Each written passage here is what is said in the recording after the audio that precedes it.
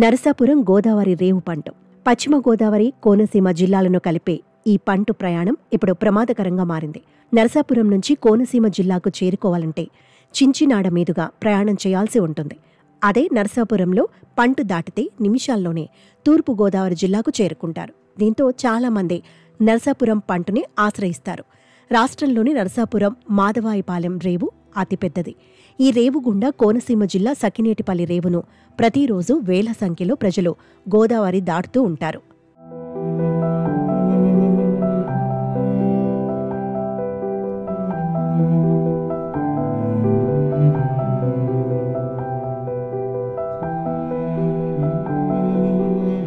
ఈ పంటుపై కేవలం ప్రయాణికులే కాదు, కార్లు, లారీలు, జంతువులను కూడా రేవు దాటిస్తారు.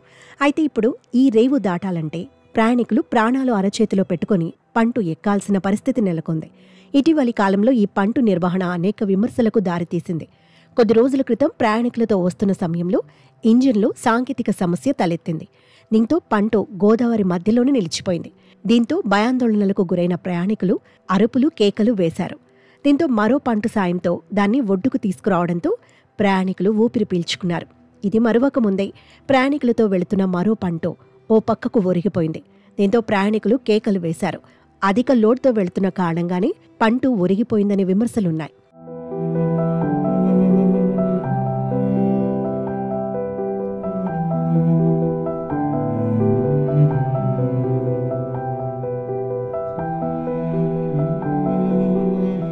ఐదేళ్ల క్రితం పాపికొండల సమీపంలో లాంచీ ప్రమాదానికి గురైంది.